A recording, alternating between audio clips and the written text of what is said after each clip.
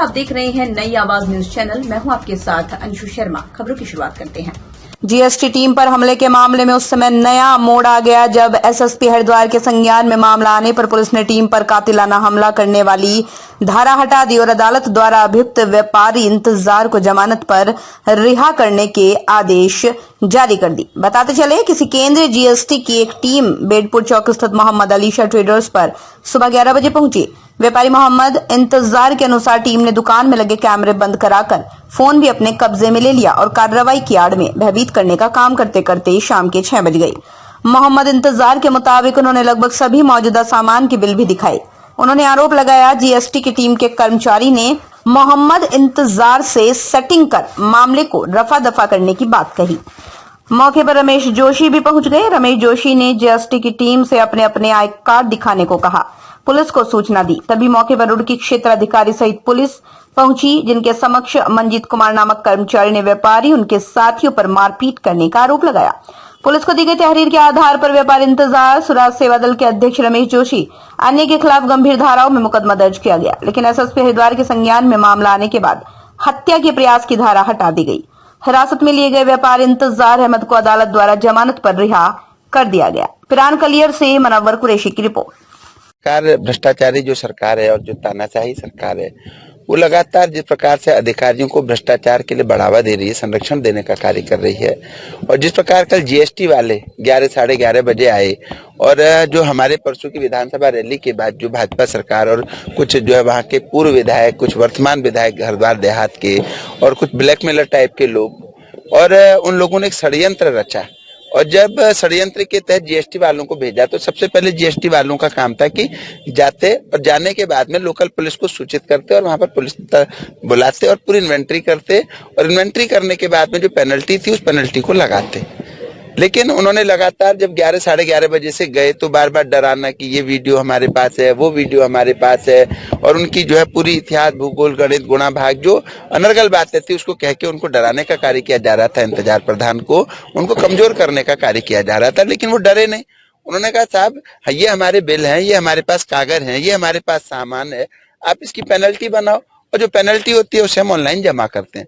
लेकिन उन्होंने उसको डरा के कि नहीं जी इसमें 72 लाख की पेनल्टी पड़ेगी, इसमें इतने लाख की पेनल्टी पड़ेगी, ऐसे करके बार बार डराते रहे।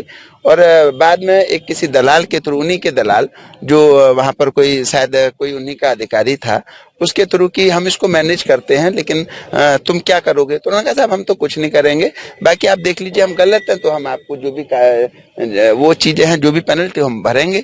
तो उन्होंने बार बार पूरी रात 7-8 तक बजा दिए। उसके बाद में लगभग 6 साढ़े 6 बजे मेरे चूंकि हमारे पदाधिकारी हैं इंतजार, तो मैं गया, मैंने भी उनसे वार्तालाप करी। मैंने कहा साहब आप सुबह 11 बजे से आप यहाँ 15-20 लोग यहाँ पर आ रखे हैं, आपने कितनी इन्वेंट्री करी? क्या 15-20 लोग यहाँ पर आज 11 बजे से अभी तक इन्वेंट्री नहीं कर पाए आप लोग? और फिर मैंने उनसे कहा कि सबसे पहले आप साहब अपना आई कार्ड दिखा दीजिए, अपना जो भी यहाँ पर आपके पास कुछ सर्च वारंट है तो वो दिखा दीजिए। तो वो लोग उल्टा मुझे डराने लगे कि हम केंद्र की टीम है, हम यहाँ की टीम है, वहाँ की टीम है। तो मैंने कहा साहब आप जहाँ के भी टीम हो हमें आई कार्ड दिखाइए और हमें कानूनी जो कार्रवाई उसको आप करिए, और अभी तक आपकी इन्वेंट्री पूरी नहीं हो गई और आप लोकल पुलिस को सूचित करिए। तो हम पर हावी होने लगे। लेकिन खैर बिल्कुल वहाँ सारी वीडियो हमारे लोग कंटिन्यू बना रहे थे, जब हमारे उनसे वार्तालाप चल रही थी तो वीडियो सारी हमारे पास संलग्न है। तो उसके बाद में मैंने तुरंत, मुझे जब संदेह हुआ कि ये लोग फर्जी किस्म के लोग तो नहीं है, मैंने तुरंत कंट्रोल रूम को 112 नंबर पर पुलिस को सूचना दी और लगभग 15 से 20 मिनट में पुलिस फोर्स वहां पर पहुंच गई, सीओ साहब पहुंच गए। तो वहां पर आते आते जिस प्रकार में पुलिस का रवैया देख रहा था तो मुझे ऐसा प्रतीत हो रहा था कि जैसे कहीं ना कहीं इन लोगों की आपस में मिली भगत है। आते कि जी इनके खिलाफ तहरीर दो, ये करो वो करो। और मैंने उनसे स्पष्ट रूप से एक चीज कही, मैंने कहा देखिए सारी चीजें ठीक है, कंट्रोल रूम को मैंने सूचना दी है, पहले उनका आई कार्ड हमें दिखाइए और इनका जो सर्च वारंट है वो हमें दिखाइए और आप अपनी कानूनी कार्रवाई कीजिए। तो उन्होंने कहा ठीक है। तो उसके बाद खैर पुलिस थी तो हम श्योर हो गए थे कि ये लोग जो है जीएसटी के लोग हैं या सेल टैक्स के, इनकम टैक्स के जो भी लोग हैं। उसके बाद अंदर गए और लगभग 11 साढ़े 11 12 बजे तक, 11:30 बजे तक उनकी इन्वेंट्री बनी। इन्वेंट्री के बाद में उन्होंने जो कार्य करना था वो करा, लेकिन चूंकि सुराज सेवा दल के पदाधिकारियों को तोड़ने का कार्य किया जा रहा है, साजिश किया जा रहा है, तो कहीं ना कहीं इनको ये था कि इनको तोड़ो, इंतजार को तोड़ो, रमेश जोशी को तोड़ो, इनके 8-10 जो अज्ञात ही दिखा रहे हैं उनको तोड़ने के लिए उन्हें लगा कि भयभीत हो जाएंगे मुकदमों के नाम से। लेकिन सुराज के तो सच्चे सैनिक है, सच्चे सिपाही, कोई भयभीत होने वाला नहीं है। 107 का झूठा मुकदमा लिख दिया है।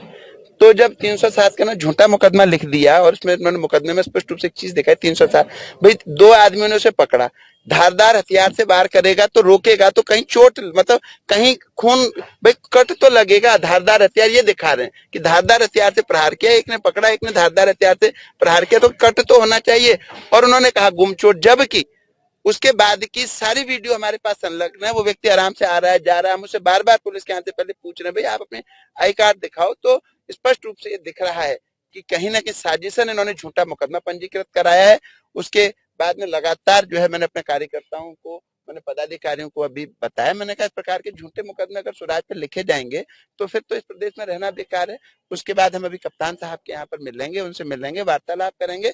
अगर ये झूठा मुकदमा तत्काल प्रभाव से वापस नहीं लिया गया तो आज ही हम दिल्ली, जो हमारे देश के यशस्वी प्रधानमंत्री जी हैं जिन पर हमको पूरा भरोसा है, हमारे देश के जो गृह मंत्री हैं, वहां पर हम जाएंगे, वहां पर उपवास करेंगे और आप लोगों के माध्यम से और मीडिया कर्मियों के माध्यम से आप लोगों के साथ जाकर हम गृह मंत्री से मुलाकात करेंगे और ये जो मुकदमा, जो झूठा मुकदमा है, इसको वापस लेंगे। अन्यथा आज हम वहीं से माननीय देश के यशस्वी गृह मंत्री जी के यहाँ भूख हड़ताल बैठ जाएंगे। जी प्रधान जी, ये जीएसटी की टीम का क्या प्रकरण था जिसमें ये मामला भी हुआ, मुकदमा भी हुआ? ये तो सरासर राजनीति बेस था। राजनीति बेस पर ये टीम आई थी। जैसी टीम आई मेरी दुकान पर, मेरे दोनों मोबाइल ले लिए और मेरे कैमरे बंद कर दिए। उन्होंने कहा प्रधान जी ये वे, मैंने कहा सर बताइए बिल दिखाओ। मैंने उन्होंने बिल दिखाए।